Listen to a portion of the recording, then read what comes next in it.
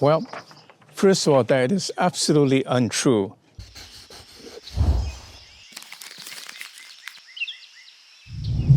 Hi, I'm miltonchang of Bonsaiheirloom. This is actually the 50th Q&A. That means I've done this for 50 weeks now.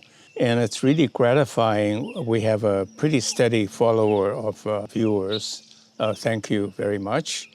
And I thank you for your words of encouragement and a question that you posed. And one big breakthrough, someone from Virginia sent me a old bush to turn into a bonsai. And boy, I'm so happy I got it. I would do my best to turn it into a good bonsai. He is one of my viewers, and he was about to move from one state to another. He wrote me about if I would like to have a tree. And of course, I said I would, and I paid for the shipping. What a glorious tree it will become. It's not very much to look at now, but it's a wonderful tree. So if you have a tree you want to get rid of, let me know.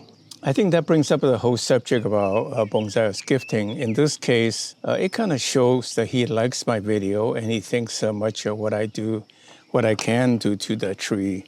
I mean, in some sense, it's his baby. Someday I'll talk about why bonsai is such a perfect gift. In fact, it's a perfect gift for all occasions. It's so personalized and it's so special a gift. But anyway, with that in mind, let me just jump into the questions. One is that sending me pictures and ask me to address questions like, how do I prune this tree, or what do you think is a problem, and so forth. Is this good material? Well, please send me pictures. Maybe one of these days we'll do one video with only pictures, with quick Q&A with pictures, so that we can learn about what people's problem and share ideas. So please do send me questions, and also including photos of your tree, and maybe put a few comments and marking on the photo A, B, C to indicate location, so it's easier for me to say where to cut and all that. I think that's a really good idea to have something more concrete to look at. Please send me the pictures so that I can see what's going on, and also give me a chance to see what people are working on and the bonsai they're starting with, which broadens my knowledge. So thank you very much. The second question is I talk about growing the trees in the ground to fatten up the tree faster or grow the tree faster. And the question is that usually that means there are tap roots going down. I think taproot just usually means the center one, but on the other hand, I think the question is that the roots gets really heavy. What do I do? Well, what you can do, one is that generally when you water it, there will be fibrous roots all around. But if you're worrying about it, what you can do is you can dig down like one section at a time. And when you cut the heavy roots, it will shoot at the fibrous roots will be forced to shoot out. And so if you do that continuously over a year or half a year, or whatever it is, when you dig it up, you have plenty of fibrous roots.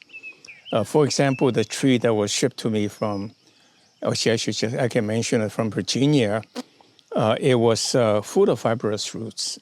So absolutely it will survive and thrive very quickly. So the next couple of questions are all about digging trees, and I think that answers some of that in terms of surviving the tree. I don't think there's any real problem if you do that. And the other question is that what do I do to my Procumbens nana juniper in the ground? What do I do? Well, Procumbens nana or Procumbens juniperus tend to grow very long. And actually the trunk takes a long time to thicken. They're long, but they tend to be like a vine, skinny branches. So cutting back will force the side branches to grow to thicken it. So that's a good thing to do. So in the ground, you should kind of shape it with a rough idea what you want to do in mind. Like I said, always begin with the end in mind. and so that to let the Procampus banana thicken instead of so long that you couldn't use the long branches. By the way, they're very easy for cuttings. You just cut the long branches off and put them in the ground and they will root for you. The next question is, do you recommend wiring during the winter? Well, of course, the answer is that you can wire your trees, bonsai, at any time of the year. Maybe the genesis of this question is the trees tend to grow slower in the wintertime, so they're less likely to girdle. If you're worrying about girdle, then just remove it very quickly. It's probably true that it takes longer to, in the wintertime to girdle because the tree grows slow in the winter. But at the same time, it's a growth that keeps the tree in place. So I'm not sure what the balance point is, but I would say whatever you do, you feel free to wire it at any time.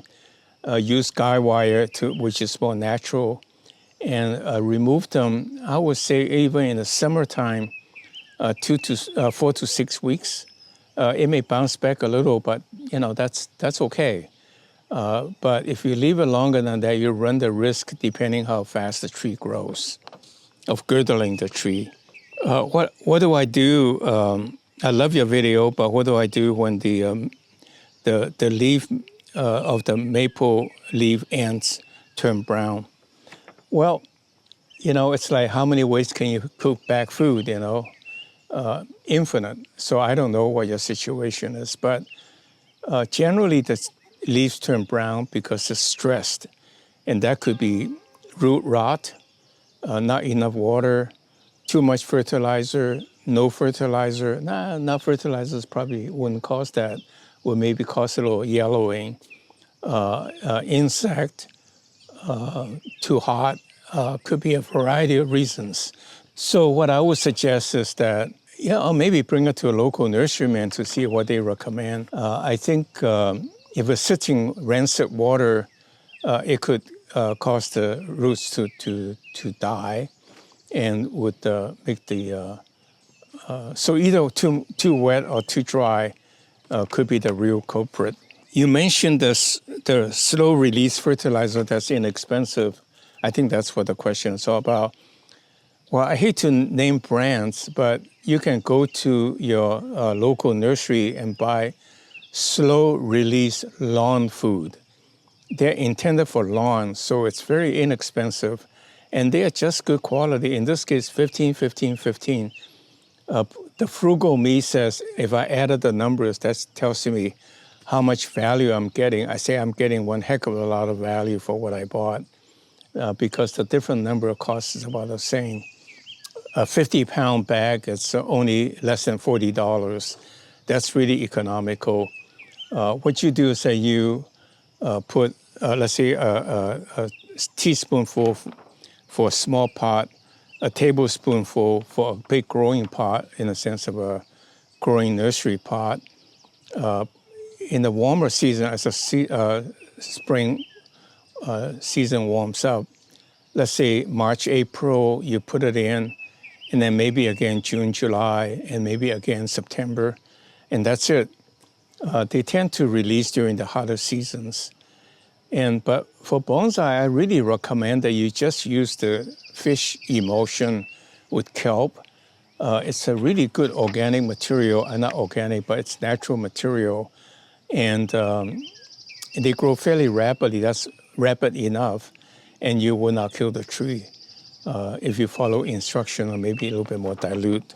Is bonsai art against the nature law? The artist forces stop the growth of the tree. Well, first of all, that is absolutely untrue, that you stop the growth of the tree. You don't stop the growth of the tree when you have a bonsai. You want it to grow fast to give you opportunity to the tree to thicken and give you opportunity to prune it to shape. And so the whole idea of bonsai is not to starve it, but it's to grow it really fast. But you shape it, you clip it to shape, and you want it to grow as healthy as fast as possible. So you're not against the law of nature. In fact, you want to capitalize on the law of nature. After you clip it, it follows the nature that the tree seeks sun so they will grow in the shape. So keep that in mind when you shape your tree to see where the direction of the bud is, how it faces the sun to get to your ultimate design quickly. So with that in mind, then I'm done for this week's Q&A. I thank you very much for watching and the encouragement you send me with your comments, good or bad, because if you are critical of my posting, that will force me to encourage me to improve as well. Do click like because I like the encouragement, and that's my brownie point for that matter. And subscribe to our channel and go to our website to get on our mailing list because we will soon have announcement for trees available to sell or to ship. So thank you very much. I see you next week.